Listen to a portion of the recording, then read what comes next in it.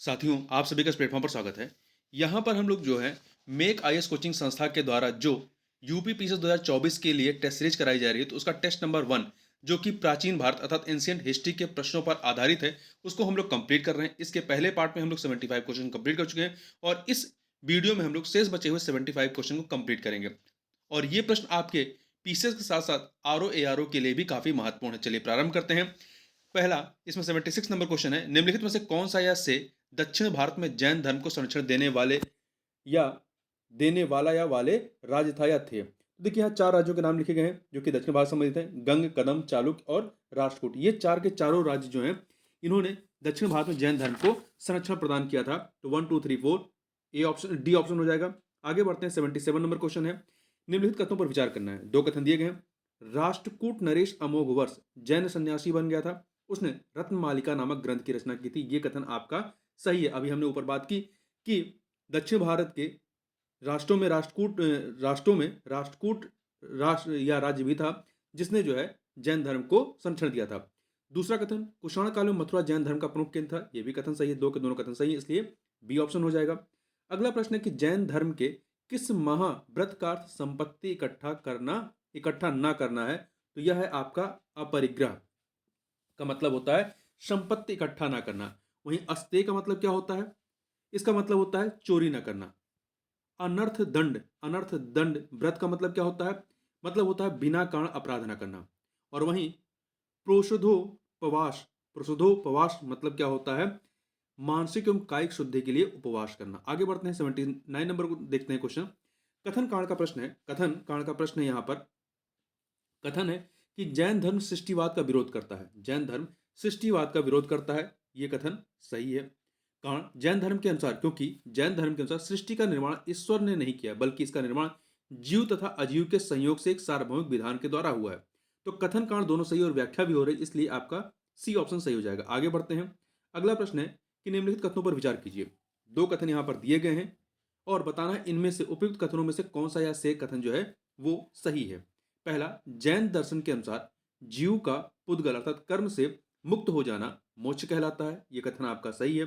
दूसरा, जैन दर्शन के अनुसार कर्म फल से मुक्ति के लिए त्रिरत्न का अनुशीलन आवश्यक है। त्रिरत्न क्या है? आपके सम्यक दर्शन, सम्यक ज्ञान, सम्यक आचरण। तो दो के दोनों कथन यहां पर सही हैं, तो डी ऑप्शन हो जाएगा। आपका डी ऑप्शन हो जाएगा। आगे बढ़ते हैं। अगला है, निम्नलिखित कथनों पर विचार कीजिए। दो कथन दिए गए हैं और बताना है इनमें से कौन सा या से सत्य है। पहला, जैन धर्म की तत्व मीमांसा का सिद्धांत, जैन धर्म की तत्व मीमांसा का सिद्धांत अनेकांतवाद तथा ज्ञान मीमांसा का सिद्धांत शादवाद कहलाता है। यह कथन आपका सही है। दूसरा, जैन धर्म में संलेखना शब्द उपवास द्वारा प्राण त्याग के संदर्भ में आता है। यह भी कथन सही है। दो के दोनों कथन यहां पर सही हैं, इसलिए आपका बी ऑप्शन सही हो जाएगा। आगे बढ़ते हैं। जैन दर्शन से संबंधित आश्रव शब्द का अर्थ क्या है?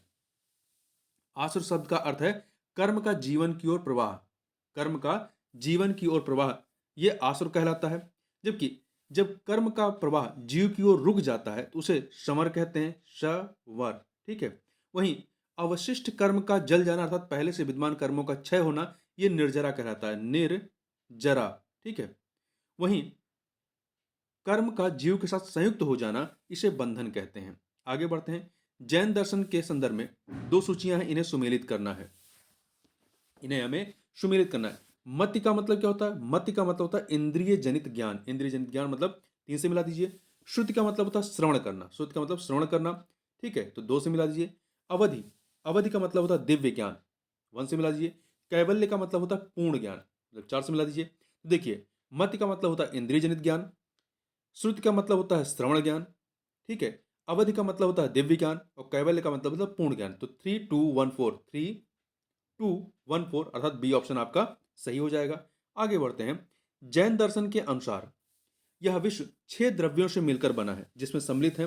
कौन कौन सम्मिलित है? देखिए, जो 6 द्रव्यों से मिलकर बना है इसमें आपके सम्मिलित हैं जीव, पुद्गल अर्थात भौतिक तत्व, धर्म, अधर्म, इसके अतिरिक्त 2 और हैं, आकाश और काल, ठीक है। तो 6 द्रव्यों से मिलकर बना है, तो 1 2 3 4 डी ऑप्शन हो जाएगा। आगे बढ़ते हैं। दो सूचियां दी गई हैं, दो सूचियां दी गई यहां पर।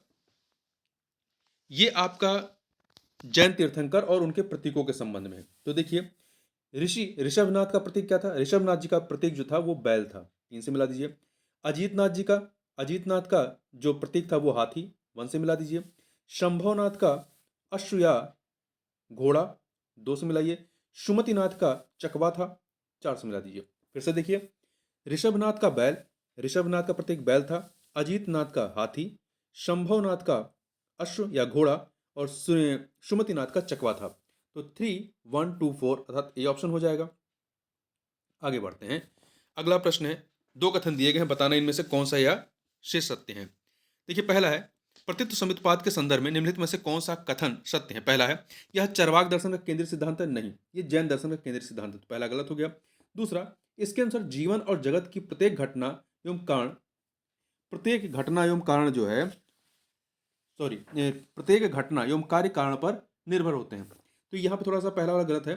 चरवाक दर्शन का केंद्रीय सिद्धांत नहीं बल्कि बौद्ध दर्शन का है। ये प्रतित्व समुत्पाद जो है बौद्ध दर्शन का है, जैन दर्शन का नहीं है। थोड़ा सा मैंने गलत बोल दिया, ध्यान रखिएगा। प्रतित्व समुत्पाद बौद्ध धर्म से संबंधित है। तो पहला आपका कथन गलत है, दूसरा वाला जो है वो सही है, इसलिए बी ऑप्शन हो जाए, इसलिए ए ऑप्शन हो जाएगा।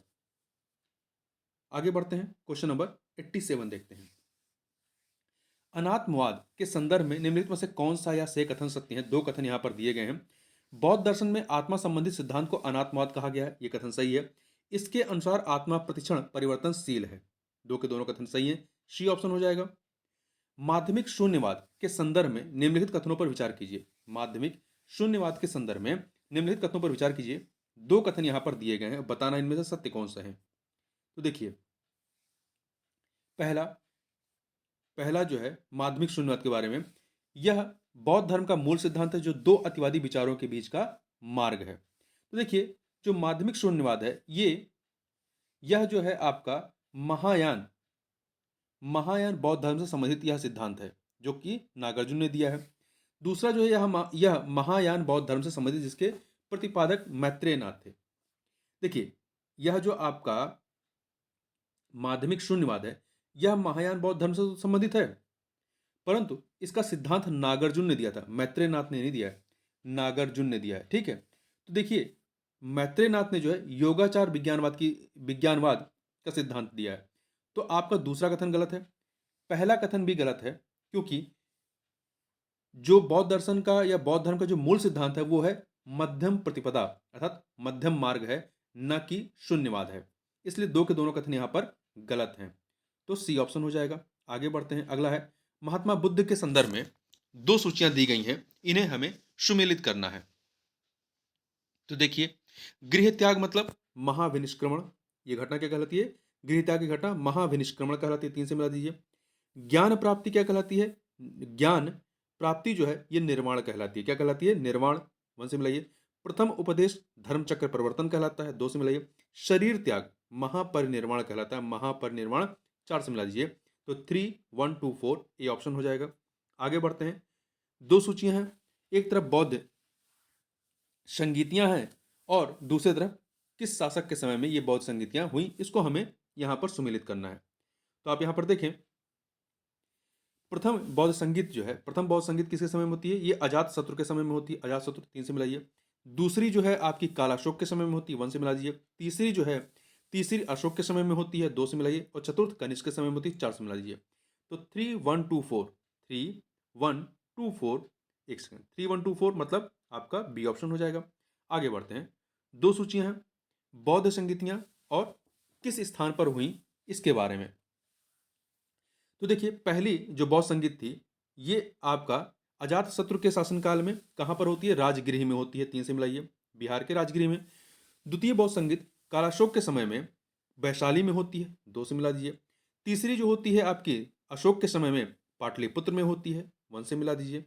चतुर्थ जो होती है ये कनिष्क के समय में कुंडलवन कश्मीर में होती है, तो इसको आप 4 से मिला दीजिए। तो आपका क्या हो जाएगा? 3, 2, 1, 4 3, 2, 1, 4 अर्थात डी ऑप्शन हो जाएगा। ठीक है, जो 4 बौद्ध संगीतियां होती है इसमें से 3 बिहार में और जो चौथी वाली होती है वो आपकी जम्मू कश्मीर में होती है। आगे बढ़ते हैं।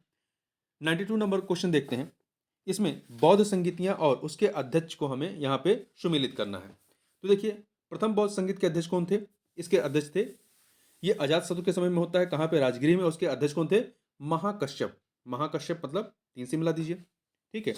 द्वितीय बौद्ध समिति जो होती है वो कालाशोक के समय में वैशाली में होती है और इसके अध्यक्ष थे सर्व कामिनी अर्थात वन से मिला दीजिए। तृतीय बौद्ध संगीत का आयोजन अशोक के समय में पाटलिपुत्र में होता है, इसके अध्यक्ष मोगल पुत्र तिष्य थे, 2 से मिला दीजिए। चतुर्थ बौद्ध संगीत कनिष्क के समय में होती है कुंडलवन में, इसके अध्यक्ष कौन थे? वसु मित्र थे, 4 से मिला दीजिए। तो आपका क्या हो जाएगा? ये हो जाएगा 3124 अर्थात ए ऑप्शन हो जाएगा। आगे चलते हैं। निम्नलिखित में से किस बौद्ध संगीत में बौद्ध धर्म में स्थीवर एवं महासंघिक नामक 2 गुटों में विभाजित हो गया? किस बौद्ध संगीत के दौरान बौद्ध धर्म स्थीवर एवं महासंघिक नामक 2 गुटों में विभाजित होता है? तो ये द्वितीय बौद्ध संगीत जो कि कालाशोक के समय के शासनकाल में वैशाली में होता है, जिसकी अध्यक्षता कामी ने की थी। तो बी ऑप्शन हो गया। आगे चलते हैं। 2 सूचियां हैं महात्मा बुद्ध के अनुयायी शासक और वो किस राज्य से संबंधित थे, ये हमें सुमेलित करना है। देखिए बिम्बिसार जो है, बिम्बिसार अजातशत्रु ये मगध से संबंधित थे, मगध वंश से मिलाइए।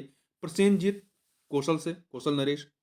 भद्रिक जो है शाक्य नरेश 3 से। अवंतीपुत्र शूरसेन मतलब मथुरा है, ठीक है। अवंतीपुत्र शूरसेन के शासक थे, 4 से मिला दीजिए। तो 1 2 3 4 आपका ए ऑप्शन हो जाएगा। आगे बढ़ते हैं। फिर से 2 सूचियां हैं महात्मा बुद्ध के जीवन की महत्वपूर्ण घटनाएं और उसके प्रतीक क्या हैं। तो देखिए गर्भाधान मतलब माता का स्वप्न, ये जो है आप इसका जो प्रतीक है हाथी है, 3 से मिलाइए। जन्म का प्रतीक क्या है? जन्म का प्रतीक कमल व षांड है, 1 से मिलाइए। गृह त्याग का प्रतीक क्या है? अर्थात महाविनिष्क्रमण का अश्व घोड़ा है। महाबोधि अर्थात ज्ञान निर्माण का, ये है आपका बोधि वृक्ष या पद चिन्ह। तो 4 से मिला दीजिए। 3 1 2 4 अर्थात ये ऑप्शन हो जाएगा। आगे बढ़ते हैं। 96 नंबर क्वेश्चन। निम्नलिखित पुरातात्विक साक्ष्यों पर विचार कीजिए। यहाँ पे 4 साक्ष्यों के बारे में बात की गई है और बताना है कि उपयुक्त में से कौन सा या से पुरातात्विक साक्ष्य प्राचीन मौर्य साम्राज्य से संबंधित हैं। तो देखिए पहला सम्राट अशोक के अभिलेख, रुद्रदामन के जूनागढ़ अभिलेख, काली पालिस वाले मृदभांड, चांदी व तांबे के पंचमार्ग सिक्के, ये सभी के सभी जो पुरातात्विक साक्ष्य हैं वो प्राचीन मौर्य साम्राज्य से संबंधित हैं। 1 2 3 4, ठीक है। 1 2 3 4 4 के चारों। क्योंकि जो रुद्रदामन का जूनागढ़ अभिलेख है इससे चंद्रगुप्त मौर्य और अशोक के बारे में जानकारी मिलती है। आगे बढ़ते हैं। 2 सूचियां दी गई हैं। कृति और उसके लेखक, जो रचना है उसके लेखक कौन है, इन्हें हमें सुमेलित करना। देखिए मुद्राक्षस के रचयिता कौन है? विशाखदत्त हैं, विशाखदत्त 3 से मिला दीजिए। कथा सरित सागर के सोमदेव हैं, 1 से मिलाइए। बृहद कथा मंजरी के बृहद कथा मंजरी के कौन है? 1 सेकंड। महाभाष्य के जो हैं पतंजलि हैं, ठीक है। यहां पे राइटर जो है गलत लिखा है बृहद कथा मंजरी वाले में। तो देखिए 1 सेकंड। बृहद कथा मंजरी के रचयिता कौन है? क्षेमेंद्र है। कौन है? क्षेमेंद्र। तो यहां पर आपका 2 की जगह पे क्षेमेंद्र होना चाहिए। आगे बढ़ते हैं। 98 नंबर क्वेश्चन देखते हैं। निम्नलिखित कथनों पर विचार कीजिए। 2 कथन दिए गए हैं, बताना इनमें से कौन सा या से सही है। पहला, मेगस्थनीज कृत इंडिका मौर्यकालीन इतिहास की जानकारी प्रदान करने वाला प्रमुख स्रोत है, सही है। सर्वप्रथम विलियम जोन्स ने सैंड्रोकोटस की पहचान चंद्रगुप्त मौर्य के रूप में की थी। ये 2 के दोनों कथन यहाँ पर सही हैं, इसलिए आपका डी ऑप्शन हो जाएगा। आगे बढ़ते हैं। निम्नलिखित कथनों पर विचार कीजिए। यहाँ पर आपके पास 2 कथन दिए गए, बताना इनमें से कौन सा या से सही है। 99 का, ठीक है। तो देखिए पहला, मौर्य वंश का संस्थापक चंद्रगुप्त मौर्य था, जिसने मौर्य वंश की स्थापना मगध में की, जिसकी राजधानी पाटलिपुत्र थी, सही है। बौद्ध व जैन ग्रंथों में चंद्रगुप्त मौर्य को वैश्य कहा गया है, यह कथन आपका सही नहीं है, क्योंकि बौद्ध और जैन ग्रंथों में वैश्य नहीं बल्कि मौर्य क्षत्रिय कहा गया है। क्या कहा है? मौर्य क्षत्रिय कहा गया है। तो यहां पर आपका पहला कथन जो है वो सही है, दूसरा कथन आपका गलत है, इसलिए आपका सी ऑप्शन हो जाएगा।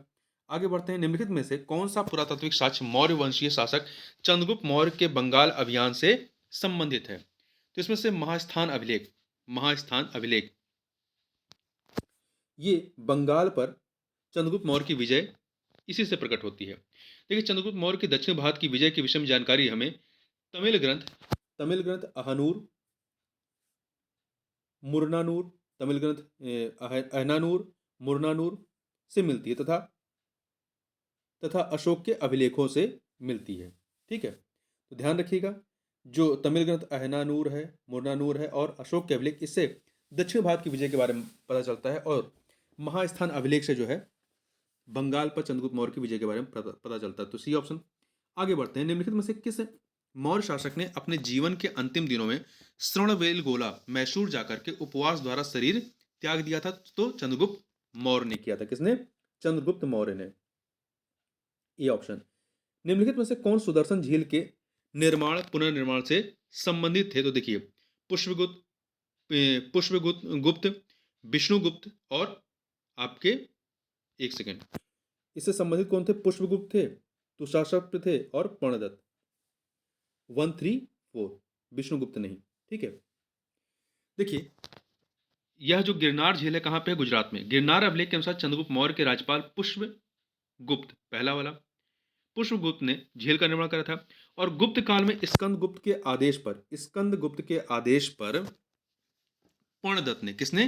पर्णदत्त ने ये इस झील का जीर्णोद्धार करवाया। उसके शासन के पहले ही साल में इस झील का बांध टूट गया था, जिससे प्रजा को कष्ट हो रहा था। स्कंदगुप्त ने उदारता के साथ इस बात पर खर्च किया। इसके बाद पर्णदत्त का पुत्र था चक्रपालित भी इस प्रदेश में राज सेवा में नियुक्त हुआ। उसने झील के तट पर विष्णु भगवान के मंदिर का निर्माण कराया था। आगे चलते हैं, अगला है, निम्नलिखित कथनों पर विचार कीजिए।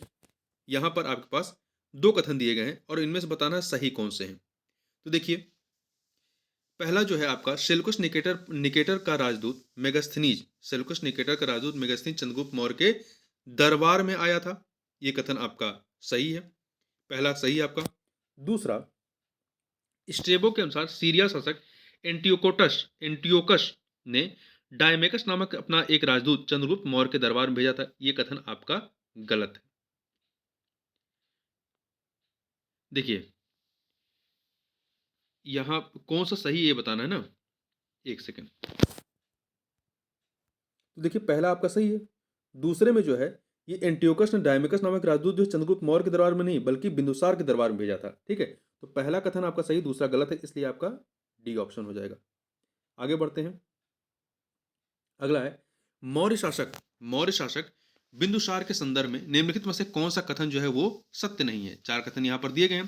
पहला, वह चंद्रगुप्त मौर्य का उत्तराधिकारी था, सही है। जैन ग्रंथों में उसे अमित्र घात्र भी कहा गया है, अमित्र घात्र भी कहा गया है, नहीं। देखिए, यूनानी लेखक बिंदुसार को जो है अमित अमित चेट्स या अमित्र घात कहते हैं, यूनानी लेखक कहते हैं, ना कि जैन ग्रंथों में कहा गया। जैन ग्रंथों में बिंदुसार को जो है सिंहसेन या भद्रसार कहा गया है। क्या कहा गया है? सिंहसेन या भद्रसार। ये जो अमित्र घात्र है, ये जो है यूनानी लेखकों ने कहा है, तो इसलिए आपका बी ऑप्शन जो है वो सही नहीं है। इसके अतिरिक्त उसने सीरिया के शासक के पास एक संदेश भेज करके शराब, मीठा, अंजीर तथा एक दार्शनिक भेजने का आग्रह किया था। ये कथन आपका सही है। वह आजीवक संप्रदाय का अनुयायी था, ये भी आपका कथन सही है। आगे बढ़ते हैं, निम्नलिखित में से किस या किन अभिलेख या अभिलेखों में मौर्य शासक अशोक को बुद्ध शाक्य कहा गया है? तो किसमें कहा गया है? तीन अभिलेख के बारे में यहाँ बात की गई है। तो उसे देखिए, माशकी अभिलेख में कहा गया है। किसमें कहा गया है? माशकी अभिलेख में कहा गया है, इसलिए बी ऑप्शन हो जाएगा। B option. देखिए, अशोक को उसके अभिलेखों में सामान्यतः देवान प्रियम, देवानाम प्रिय कहकर संबोधित किया गया है। भब्रू अभिलेख जो है, भब्रू अभिलेख में उसे प्रियदर्शी, जबकि मशकी अभिलेख में जो है उसे बुद्ध शाक्य कहा गया है, बुद्ध शाक्य कहा गया है। तथा मशकी, गुर्जरा, निट्टूर तथा उदगेलम अभिलेख में उसका नाम अशोक मिलता है, और पुराणों में उसे अशोकवर्धन कहा गया है। आगे बढ़ते हैं, दक्षिण भारत के तमिल संगमों के संदर्भ में निम्नलिखित कथनों पर विचार कीजिए। दो कथन यहां पर दिए गए हैं, बताना सही कौन सा है। पहला, संगम तमिल कवियों का एक सम्मेलन था, यह कथन सही है। चेर शासकों द्वारा इन सम्मेलनों को शाही संरक्षण प्रदान किया गया, यह कथन आपका सही नहीं, क्योंकि पांड्य राज्यों द्वारा इन संगमों को शाही संरक्षण प्रदान किया गया था, ना कि चेर शासकों द्वारा। तो पहला सही, दूसरा गलत है, इसलिए ए ऑप्शन हो जाएगा। आगे बढ़ते हैं, कथन कांड का प्रश्न है, 107 नंबर क्वेश्चन। कथन कांड का प्रश्न है, कथन है, दूसरा तमिल संगम कपाटपुरम में आयोजित किया गया था। यह कथन सही है। पहला मदुरै में हुआ था, दूसरा कपाटपुरम में, तीसरा भी मदुरै में हुआ था। कथन सही है। कारण, इस संगम का कोई साहित्यिक ग्रंथ उपलब्ध नहीं है, यह कथन गलत है। तो कथन सही है, कारण गलत है, इसलिए सी ऑप्शन हो जाएगा। ठीक है, क्योंकि दूसरे संगम में जो है आपका जो एकमात्र जो तमिल व्याकरण ग्रंथ मिलता है वो तोलकाप्पियम उपलब्ध है, तोलकाप्पियम उपलब्ध है। आगे बढ़ते हैं। तोलकाप्पियम ग्रंथ के संदर्भ में निम्नलिखित कथनों पर विचार कीजिए। यहाँ पर 3 कथन दिए गए हैं, बताना इनमें से सत्य कौन सा। पहला, इसके लेखक तोलकाप्पियर थे, सही है। यह व्याकरण संबंधित ग्रंथ है, ये भी सही है। यह तृतीय तमिल संगम का एकमात्र ग्रंथ, प्राचीनतम ग्रंथ नहीं, द्वितीय तमिल संगम का उपलब्ध एकमात्र प्राचीनतम ग्रंथ है। तो पहला, दूसरा सही, तीसरा गलत है। ए ऑप्शन हो जाएगा 1 2। आगे बढ़ते हैं, 110 नंबर क्वेश्चन देखते हैं, सॉरी 109 नंबर क्वेश्चन देखते हैं। निम्नलिखित में से कौन सा 10 कविताओं का संग्रह है, 10 कविताओं का संग्रह जो कि तृतीय संगम का दूसरा संग्रह ग्रंथ है। तो ये कौन सा है? पत्तू पपातू, इसका उच्चारण आप कर लीजिए, बी ऑप्शन। अगला है, निम्नलिखित में से किस ग्रंथ को तमिल साहित्य का बाइबिल अथवा पंचम वेद भी कहा जाता है? तो ये किसे कहा जाता है? तिरुक्कुरल को कहा जाता है। ठीक है, इसको लिखा किसने था? तिरुवल्लुवर ने। तिरुवल्लुवर की रचना है तिरुक्कुरल। इसे तमिल साहित्य का बाइबिल अथवा पंचम वेद कहते हैं, तो सी ऑप्शन हो जाएगा। आगे बढ़ते हैं। 2 सूचियां दी गई हैं, 2 सूचियां दी गई हैं, इन्हें हमें सुमेलित करना है। तो आप यहां पर देखें, शिलप्पादिकारकम के रचनाकार कौन है? शिलप्पादिकारकम के रचनाकार इलागो अधिगल, वन से मिलाइए। मणिमेखले के शीतले सतनार हैं। तोलकप्पियम के तोलकप्पियर हैं। तिरुकुरल तिरु के कुरल के तिरुवल्लुवर हैं। 4 से मिला दीजिए, 1 2 3 4, ए ऑप्शन। आगे बढ़ते हैं। निम्नलिखित में से किस संगम कवि को पारी नामक चेर राजा ने संरक्षण दिया था? निम्नलिखित में से किस संगम कवि को पारी नामक चेर राजा ने संरक्षण दिया था? कपिलर ने। किसने दिया था? कपिलर ने। कपिलर को, किस संगम कवि को? तो कपिलर को जो है पारी नामक चेर राजा ने संरक्षण प्रदान किया था। कपिलर ने कली थौके और करिंज कुरिंज पातु नामक ग्रंथ लिखा था। आगे बढ़ते हैं। निम्नलिखित में से किस तमिल कवि ने नंदों व मौर्यों का उल्लेख किया है? तो मामूल नार ने नंदों व मौर्यों का उल्लेख किया है। निम्नलिखित में से किस ग्रंथ को विवाह का ग्रंथ भी कहा जाता है? तो यह है आपका जीवक चिंतामणि। जीवक चिंतामणि को विवाह का ग्रंथ भी कहा जाता है। ठीक है, आगे चलते हैं। अगला है, निम्नलिखित कथनों पर विचार कीजिए। यहाँ पर 2 कथन है, बताना इनमें से कथन कौन से हैं। ठीक है, सत्य कौन सा? पहला, कलिंग के शासक खारवेल के हाथी गुम्फा शिलालेख में तमिल राज्यों का उल्लेख मिलता है, ये कथन सही है। दूसरा, 8वीं सदी ईस्वी में इरेनार अगप्पा पोरुल के भाष्य की भूमिका में तीनों संगमों का वर्णन किया गया है। ये 2 के दोनों कथन यहाँ पर सही हैं, इसलिए डी ऑप्शन हो जाएगा। आगे बढ़ते हैं। 2 सूचियां दी गई हैं, 2 सूचियां हैं भारत के प्रमुख राजवंश और उनके संस्थापक, ये हमें सुमेलित करना है। देखिए, हिंद यवन जो राजवंश राज्य के संस्थापक कौन है? डेमेट्रियस। तो 3 से मिलाइए। कुषाण वंश का कुजुल कटफिशस, 1 से मिलाइए। कदम वंश का मयूर शर्मन, 2 से मिलाइए। गंग वंश का कोंकणी वर्मा, 4 से मिला दीजिए। तो 3 1 2 4 अर्थात ए ऑप्शन हो जाएगा। आगे बढ़ते हैं। कथन कांड का प्रश्न है। तो देखिए, कथन है कि स्वात की घाटी में एक मंजूषा मिली है। स्वात की घाटी में एक मंजूषा मिली है जिस पर हिंद यवन शासक मिनांडर का नाम खुदा है। सही है। कारण, क्योंकि हिंद यवन शासक मिनांडर के राज्य में अफगानिस्तान का कुछ भाग और उत्तर पश्चिमी सीमांत प्रदेश सम्मिलित थे। ठीक है, तो यहाँ पर कथन कांड दोनों ही सही है और स्पष्टीकरण भी कर रहा है। तो यहाँ पर आपका क्या हो जाएगा? B option. आगे बढ़ते हैं। अगला है, निम्नलिखित में से कौन सा या से भारत पर यूनानियों के संपर्क का के प्रभाव था या थे? तो देखिए, यहाँ पे 3 प्रभावों के बारे में बात की गई है। तो सप्ताह के 7 दिनों में विभाजन तथा विभिन्न ग्रहों का नामकरण, ये हमने यूनानियों से सीखा है। नक्षत्रों को देखकर भविष्य बताने की कला तथा गंधार कला का विकास, ये सभी यूनानियों के संपर्क का प्रभाव रहा है। तो 1 2 3 डी ऑप्शन। आगे बढ़ते हैं। कथन कांड का फिर से प्रश्न है। तो यहां पर आप देखिए, कथन है कि प्राचीन भारत में सातवाहन शासकों ने ब्राह्मण एवं बौद्ध भिक्षुओं को पहली शताब्दी ईसा पूर्व में कर मुक्त भूमि प्रदान करने की प्रथा आरंभ की। सही है। कारण, क्योंकि महाराष्ट्र के नानाघाट अभिलेख में भूमिदान का प्रथम अभिलेखीय प्रमाण मिलता है। तो ये कथन कांड दोनों ही सही है और स्पष्टीकरण भी हो रहा है कांड के द्वारा। तो आपका सी ऑप्शन हो जाएगा। आगे बढ़ते हैं। 2 सूचियां दी गई हैं, 2 सूचियां हैं सातवाहन काल के पदाधिकारी और वर्तमान में उनका संदर्भ क्या है। तो यहाँ पे आप देखें, यहाँ पे ये आपका भंडागारिक मतलब कोषाध्यक्ष, 1 से मिला दीजिए। रज्जुक राजस्व विभाग का प्रमुख, 2 से मिलाइए। पनीघरक मतलब जलापूर्ति अधिकारी, 3 से मिला दीजिए। कर्मांतिक भवन निर्माण अधिकारी, 4 से मिला दीजिए। 1 2 3 4, 1 2 3 4 अर्थात ये ऑप्शन हो जाएगा। आगे बढ़ते हैं। अगला है निम्नलिखित कथनों पर विचार कीजिए। दो कथन यहाँ पर दिए गए हैं, दो कथन यहाँ पर दिए गए हैं, बताना उपयुक्त कथनों में से कौन सा या से सही है 121 नंबर क्वेश्चन में। तो यहाँ पर देखिए, पहला, कुषाण वंश के प्रारंभिक इतिहास की जानकारी के लिए हमें मुख्यतः चीनी स्रोतों पर निर्भर रहना पड़ता है, कथन सही है। दूसरा कथन, कुषाण शासकों ने सर्वप्रथम भारत में स्वर्ण सिक्के प्रचलित करवाए थे, ये भी कथन सही है। दो के दोनों कथन यहाँ पर सही हैं, तो आपका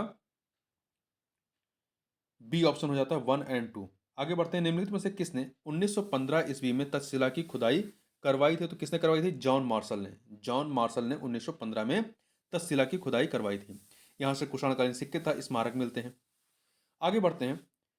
अगला है 123 नंबर क्वेश्चन। कुजल कटफिशर्स के संदर्भ में निम्नलिखित कथनों पर विचार कीजिए।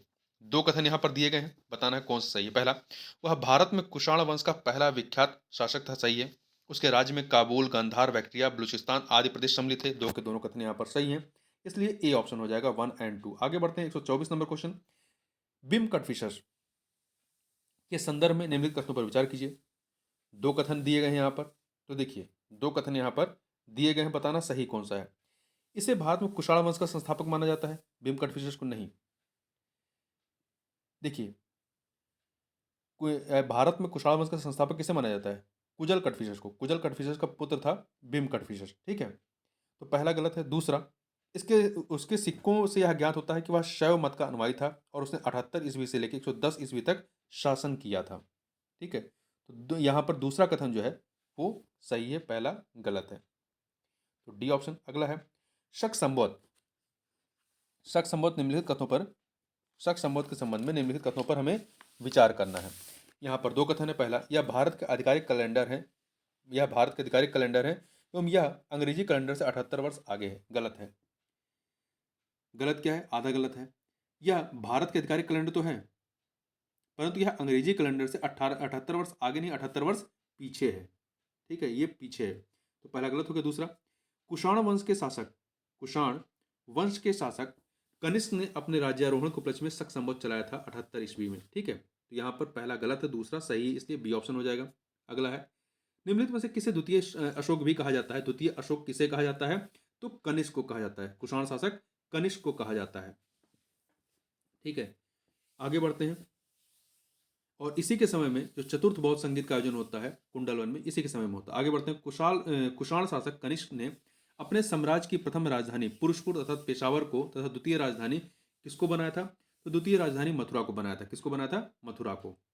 128 नंबर क्वेश्चन। किस शासक की राजसभा में पार्श, वसुमित्र और अश्वघोष जैसे विद्वान दार्शनिक विद्वान थे? तो ये कनिष्क के दरबार से संबंधित है। कनिष्क के दरबार से पार्श, अश्वघोष, वसुमित्र, नागार्जुन, चरक जैसे चिकित्सक इत्यादि। आगे बढ़ते हैं। निम्नलिखित में से कौन सा या से युग्म सुमेलित है रचना और संबंधित विद्वान के संदर्भ में? तो देखिए, अश्वघोष के रचनाकार सूत्रालंकार हैं, अश्वघोष के रचनाकार सूत्रालंकार हैं, और सॉरी, सूत्रालंकार के रचनाकार जो हैं, देखिए अश्वघोष, एक सेकंड, यहां पर जो है उल्टा लिखा गया है, ठीक है, ये रचना है और इधर आपके संबंधित विद्वान हैं। तो सूत्रालंकार के रचनाकार अश्वघोष हैं, बुद्ध चरित के रचनाकार नागार्जुन नहीं है, ठीक है। यहाँ पर जो है आपका अश्वघोष, ये जो बुद्धचरित है ये आपकी अश्वघोष की रचना है। सूत्रालंकार और बुद्धचरित दोनों ही अश्वघोष की रचना है, ना कि नागार्जुन की। तो पहला सही है, दूसरा गलत है। महाविभाषा शास्त्र ये वसुमित्र की रचना है। तो पहला और तीसरा सुमेलित है, बी ऑप्शन हो जाएगा। आगे बढ़ते हैं। दो सूचियां दी गई हैं, मौर्योत्तरकालीन अभिलेख तथा संबंधित व्यक्ति किससे संबंधित है? यहाँ पर आप देखिए, अयोध्या अभिलेख धनदेव से संबंधित है। किससे संबंधित है? धनदेव, 3 से मिलाइए। बेशनगर अभिलेख हेलिडोरस से संबंधित है, हेलियोडोरस, 1 से मिलाइए। सिनकोट अभिलेख मीनांडर से संबंधित है, सिनकोट अभिलेख मीनांडर से, 2 से मिलाइए। नानाघाट अभिलेख नागनिका से संबंधित है, 4 से मिला दीजिए। तो ये हो गया 3124, 3124 ये ऑप्शन हो गया। आगे बढ़ते हैं 131 नंबर क्वेश्चन देखिए, मीमांसा दर्शन के संदर्भ में निम्नलिखित कथनों पर विचार करना है। 2 कथन यहाँ पर दिए गए हैं, बताना इनमें से कौन सा या से सत्य है। पहला, कौन सा सत्य है? देखिए, इस दर्शन के प्रतिपादन में आचार्य पतंजलि का नाम अग्रणी है नहीं। मीमांसा दर्शन का जो कह सकते हैं इसका प्रतिपादन किसने किया था? आचार्य जैमिनी ने किया था। किसने? आचार्य जैमिनी। पतंजलि जो है वो योग से संबंधित है। तो यहाँ पर पहला कथन आपका गलत है। दूसरा, यह पुरोहितवाद वाडंबर को बढ़ावा देने वाला क्या था? दर्शन था। ये कथन सही है। तो यहाँ पर पहला गलत है, दूसरा सही, इसलिए आपका बी ऑप्शन हो जाएगा। अगला है, स्कंदगुप्त के समय किसने सुदर्शन झील के तट पर विष्णु की मूर्ति स्थापित करवाई थी? तो किसने कराई थी? चक्रपालित ने कराई थी। ठीक है, ये स्कंदगुप्त के राज्यपाल थे। आगे बढ़ते हैं, गुप्तकालीन शासन व्यवस्था के संदर्भ में निम्नलिखित कथनों पर विचार करना है। यहाँ पर 2 कथन दिए गए हैं और बताना है कौन से सही हैं। तो देखिए, पहला, इस साम्राज्य की शासन व्यवस्था राजतंत्रात्मक थी, सही है। इस काल में राजपद का अधिकतर वंशानुगत था। 2 के दोनों कथन सही है, डी ऑप्शन हो जाएगा। अगला है, निम्नलिखित में से कौन सा गुप्तकालीन पदाधिकारी साम्राज्य की सेना का सेनापति होता था? तो कौन होता था? महाबलाधिकृत जो होता था, ये साम्राज्य की सेना का सेनापति होता था। महादंडनायक, यह पद युद्ध तथा सैन्य सक्रियता संबंधित था। महाप्रतिहार, ये इसका कार्य सम्राट के राजप्रसाद की देखरेख करना था। और वहीं महासंधि विग्रहक, ये युद्धोपरांत संधि से संबंधित था, जो संधि वगैरह होती थी उससे संबंधित था। अगला है, भारत में सर्वप्रथम मयूर शैली की मुद्राएं किसके द्वारा चलवाई गई थी? तो सर्वप्रथम मयूर शैली की मुद्राएं जो है किसके द्वारा चलाई गई थी? ये कुमारगुप्त के द्वारा। किसके द्वारा? कुमारगुप्त के द्वारा चलाई गई थी। ठीक है, आगे बढ़ते हैं। 136 नंबर क्वेश्चन है, निम्नलिखित कथनों पर विचार करना है। निम्नलिखित कथनों पर विचार कीजिए। 2 कथन यहाँ पर आपके पास दिए गए हैं, बताना सत्य कौन से हैं। तो देखिए, पहला, गुप्त काल में गोप्ता ग्राम समूह की इकाई थी। नहीं, गोप्ता जो है, गुप्त काल में सम्राट द्वारा सीधे शासित प्रदेश के अनेक भाग थे जिन्हें देश कहा जाता था। इसी देश के शासक को गोप्ता कहा जाता था। ठीक है, इसी को गोप्ता कहा जाता था। तो ये कथन आपका गलत है। दूसरा, गुप्त काल में शासन की सबसे छोटी इकाई ग्राम थी। यह कथन सही है, तो यहाँ पे बी ऑप्शन हो जाएगा। आगे बढ़ते हैं, निम्नलिखित में से कौन सा युग में सुमेलित नहीं है गुप्तकालीन पदाधिकारी और उनके कार्यों के संदर्भ में? देखिए, यहाँ ध्यान रखिए, जो पहला, इससे पहला वाला क्वेश्चन है, जो गुप्त काल में जो ग्राम समूह की इकाई क्या थी, उसे पेट कहते थे। क्या कहते थे? पेट कहते थे। इस बात को याद रखिएगा। और शासन की सबसे छोटी इकाई ग्राम होती थी। यहाँ पर देखिए 137 में, दंडपाशिक, यह पुलिस विभाग का सर्वोच्च अधिकारी होता था, सही है। भंडागाराधिकृत, यह राज्य कोष का प्रमुख होता था, सही है। महापक्षपटलिक, यह लेखा विभाग का सर्वोच्च अधिकारी होता था, सही है। विनय स्थित संस्थापक, यह समस्त केंद्रीय विभागों का निरीक्षण नहीं करता था। जो समस्त केंद्रीय विभागों का निरीक्षण करता था उसे सर्वाध्यक्ष कहते थे। क्या कहते थे? सर्वाध्यक्ष कहते थे। परंतु विनय स्थित संस्थापक, यह जो है शिक्षा विभाग का अधिकारी था। तो डी वाला सुमेलित नहीं है। आगे बढ़ते हैं, निम्नलिखित कथनों में से कौन सा एक युग में सुमेलित नहीं है गुप्तकालीन पदाधिकारी और उनके कार्य के संबंध में? देखिए, विनय पुरुष, ये विभिन्न आगंतुकों को सम्राट के समक्ष प्रस्तुत करता था, सही है। खाद्यात पाकिका, युद्धोपरांत प्राप्त सामग्रियों का लेखा जोखा करता था, नहीं। यह जो है राजप्रसाद के रसोई घर तथा भोजनालय का निरीक्षण करता था। तो बी वाला सही नहीं है। युद्धोपरांत प्राप्त सामग्रियों का लेखा जोखा जो करता था वो कौन होता था? ये युक्त पुरुष होता था। यहाँ पर बी वाला सही नहीं है। महामही पीलपति, यह गज सेना का नियंत्रक था, संचालक था। महाशुपति, यह अश्वारोही सेना का नियंत्रक था। अगला है, गुप्त काल में भूमि के प्रकारों के संदर्भ में सही सुमेलित नहीं है। कौन सा सही सुमेलित नहीं है? तो देखिए,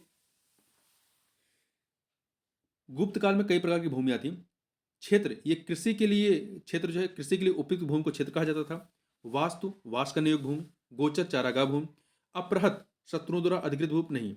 अपृहत का मतलब होता था बिना जोती हुई जंगली भूमि। बिना जोती हुई जंगली भूमि वो अपृहत कहलाती थी। ठीक है, तो यहाँ पे डी वाला सही नहीं है। अगला, निम्नलिखित में से कौन चंद्रगुप्त द्वितीय के दरबार में प्रसिद्ध आयुर्वेदाचार्य तथा चिकित्सक थे? कौन थे? धनवंतरी।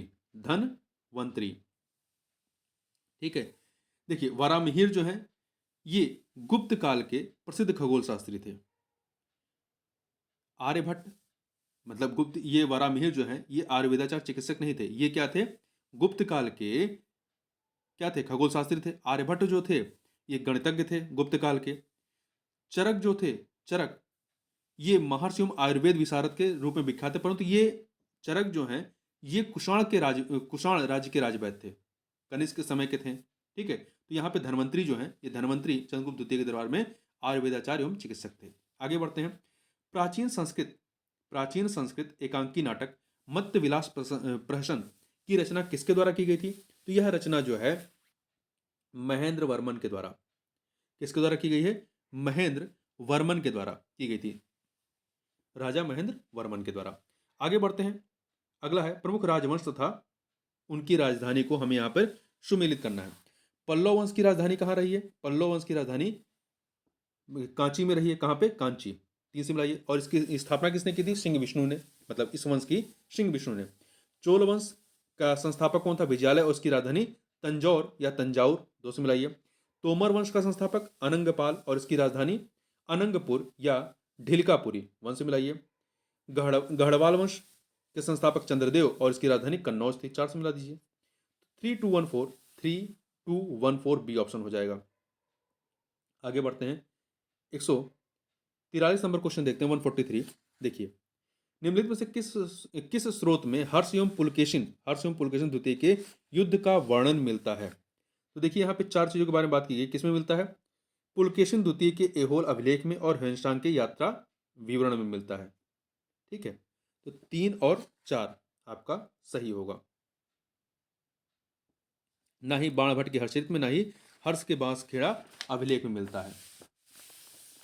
आगे चलते हैं। अगला है प्रमुख राजवंश और उसकी राजधानी को हमें यहाँ पे सुमेलित करना। देखिए, राष्ट्रकूट वंश का संस्थापक कौन था? दंतीदुर्ग, इसकी राजधानी मानेखेत थी। 3 से मिलाइए। गुज्जर प्रतिहार वंश का संस्थापक नागभट्ट प्रथम था। कन्नौज राजधानी थी। 2 से मिलाइए। कलचुरी के चेदी वंश के संस्थापक कुक्कल प्रथम थे। त्रिपुरी राजधानी थी। त्रिपुरी। 1 से मिलाइए। परमार वंश के संस्थापक कृष्णराज या उपेंद्र थे। उज्जैन या धारा नगरी, इसकी राजधानी। 4 से मिला दीजिए। तो 3214 ए ऑप्शन हो जाएगा। आगे बढ़ते हैं। 145 नंबर क्वेश्चन। देवगिरी के यादव वंश के संदर्भ में निम्नलिखित कथनों पर विचार कीजिए। यहां पे दो कथन दिए गए हैं। पहला है, इस वंश की स्थापना भिल्लम पंचम ने की थी। यह कथन सही है। यादव वंश की। इस वंश का अंतिम स्वतंत्र शासक रामचंद्र था, जिसने अलाउद्दीन के सेनापति मलिक कफूर के सामने आत्मसमर्पण कर दिया। ये दो के दोनों कथन यहाँ पर सही हैं। और यादव वंश की राजधानी क्या थी? देवगिरी थी। ठीक है, तो दो के दोनों कथन सही है, डी ऑप्शन। अगला है, होयसल वंश के संदर्भ में निम्नलिखित कथनों पर विचार कीजिए। यहाँ पर दो कथन दिए गए हैं और बताना है कौन से सही हैं। तो पहला, होयसल वंश, इस वंश के राजाओं ने उत्कीर्ण लेखों में अपने को यादव कुल तिलकय कहा है। यह कथन आपका सही है। होयसल वंश देवगिरी के यादव वंश के समान ही द्वार समुद्र के यादव कुल का था। दूसरा, इस वंश का अंतिम शासक विष्णुवर्धन था, जिसे मलिक कफूर ने हराया था। नहीं, यह कथन आपका गलत है। एक सेकेंड, देखिए, इसका जो दूसरा है, इस वंश का अंतिम शासक विष्णुवर्धन नहीं था। इस वंश का अंतिम शासक बीरबल्लाल तृतीय था। जिसे मलिक कफूर ने हराया था। यहाँ पे पहला कथन सही, दूसरा गलत है, इसलिए ए ऑप्शन हो जाएगा। आगे बढ़ते हैं। निम्नलिखित में से कौन वनवासी के कदम वंश का संस्थापक था? तो मयूर शर्मन। कौन? मयूर शर्मन, ए ऑप्शन। इनकी राजधानी क्या थी? वनवासी। निम्नलिखित में से किस चोल शासक ने बंगाल के पाल शासक महिपाल को पराजित करने के पश्चात गंगैकोंड चोल की उपाधि धारण की थी? तो राजेंद्र प्रथम ने। किसने उपाधि धारण की थी? राजेंद्र प्रथम ने। ठीक है, चोल शासक राजेंद्र प्रथम ने, बी ऑप्शन। आगे बढ़ते हैं। चोल काल में भूमि के प्रकारों के संदर्भ में दो सूचियां दी गई, इन्हें हमें सुमेलित करना है। तो देखिए, आपका बेल्लन वगाई, ये जो भूमि थी, ये गैर ब्राह्मण किसान स्वामी की भूमि थी। तो 4 से मिला दीजिए। ब्रह्मदेव ब्राह्मणों को उपहार में दी गई भूमि। 3 से मिलाइए। शाला भोग, किसी विद्यालय के रखरखाव की भूमि, इसे आप 2 से मिलाइए। पल्ली चंदम, जैन संस्थानों को दान दी गई भूमि। 1 से मिला दीजिए। तो 4321 4 3 2 1 अर्थात डी ऑप्शन। आगे बढ़ते हैं 150 नंबर क्वेश्चन। चोल साम्राज्य की निम्नलिखित प्रशासनिक इकाइयों को अवरोही क्रम में सजाना है, बड़े से छोटे क्रम में। तो देखिए यहाँ पे आप सजाइए। देखिए चोल साम्राज्य जो है प्रांतों में विभाजित था, जिन्हें क्या कहा गया, मंडलम कहा गया। तो पहले पे मंडलम आ गया। चोल साम्राज्य में 8 मंडल थे। मंडल का प्रशासन करने के लिए किसी राजकुमार या उच्च अधिकारी की नियुक्ति की जाती थी, जो राजा के वायसराय के रूप में कार्य करता था। और प्रत्येक मंडल जो था वो कोट्टम में बटा था। ठीक है, प्रत्येक जो है आपका प्रांत जो है वो कोट्टम में बटा हुआ था। तो दो से दो आ गया। फिर इसके बाद ये जिलों में बटे थे, जिलों को नाडु कहा गया है। ठीक है, नाडु कहा गया है 3। फिर ये जो है कुर्रम, कई ग्रामों के समूह को कुर्रम कहा गया, फिर कुर्रम में बटे थे। तो 4। तो 1 2 3 4 ये ऑप्शन हो गया। ठीक है, तो इस प्रकार से इस वीडियो में बस इतना ही। मिलते हैं नेक्स्ट वीडियो में, तब तक के लिए बहुत बहुत धन्यवाद।